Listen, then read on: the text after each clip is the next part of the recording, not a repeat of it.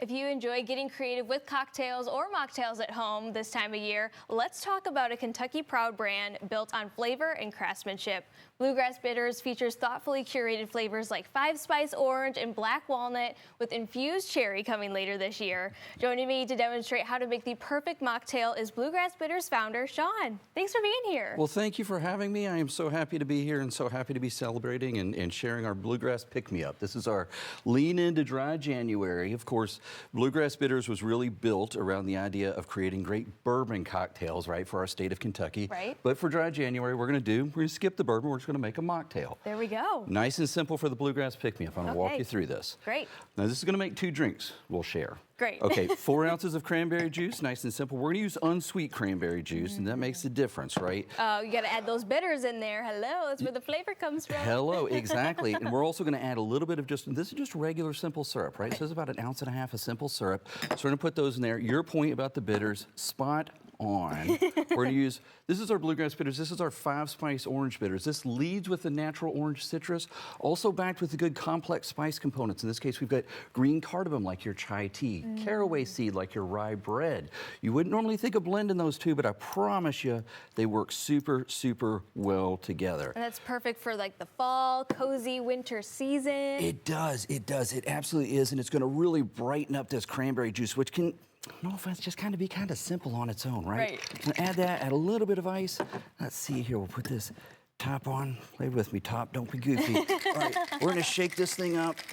You can smell it already. It is so invigorating. It does, and it all comes together, and I absolutely love that. And watch this. And put this into a couple glasses, nice and simple, right? All right, so we got that. Got that. Let's see how close I got to 50-50. It's pretty close. Pretty close. Not too bad. So here's what we're going to do.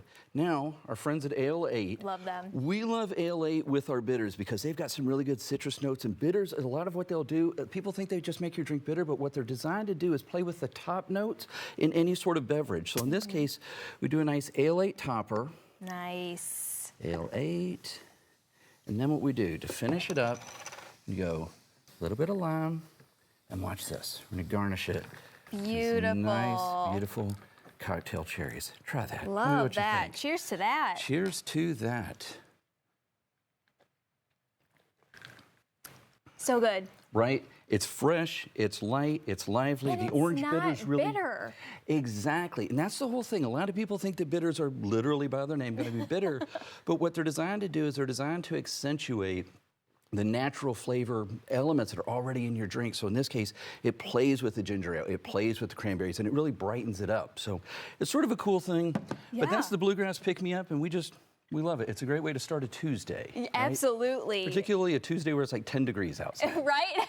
Something to warm you up on, on a cold day. But tell me a little bit more about your company. You actually started this a couple years ago and started selling, I guess, mid last year, right? Yeah, so we started selling in September 1st. So the idea behind Bluegrass Bitters is if you're making a great Kentucky old fashioned, right? So we already have our great Kentucky bourbons and ryes, but the problem is everything else in that old fashioned tends to come from out of the state.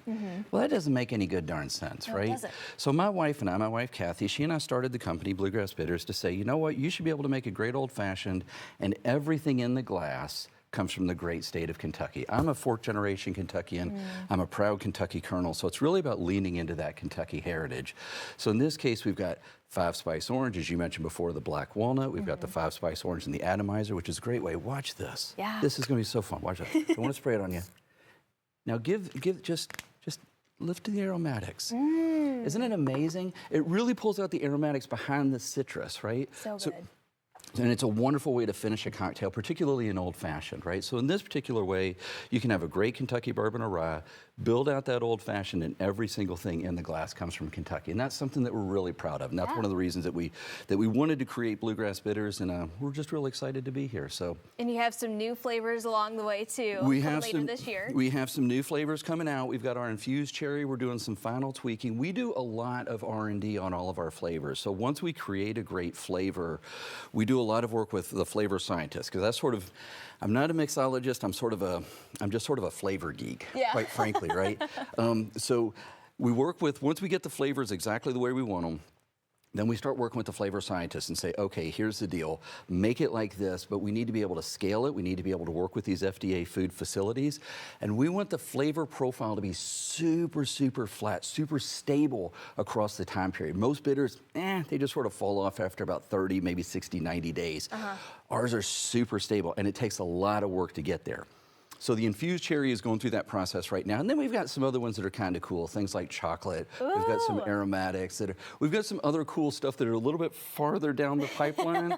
But we've got a 3-year trajectory in terms of what we intend to be bringing out. And over about 3 years, we'll have about 8 or 10 different flavor profiles out there for customers to enjoy. Oh my gosh. When you said chocolate, so I'm an espresso martini girly myself. No. So I could see tell. that adding some Okay. of those bitters in a little espresso martini. It absolutely plays very, very well. Chocolate plays very well. The aromatics plays very well. I would say black walnut, but that's not necessarily good. Some people have food allergies, so. Yes, that's actually a great point, myself included. Before we actually got rolling here today, I asked if you were going to use the black walnut because highly allergic over here. Not a good thing. And that's one of the things that you need to think about is if you're working with real products, food allergies are a thing. So you want to be a mindful consumer, and obviously from the standpoint of the company, we want to be mindful in terms of disclosing what's out there. So yeah, that's a thing. We wouldn't want somebody to have a negative allergic reaction to our product, even if they think it really tastes great. That seems like the cost isn't worth the benefit. Well, and I think it really hits on the quality of your product too. You're actually using the citrus. You're actually using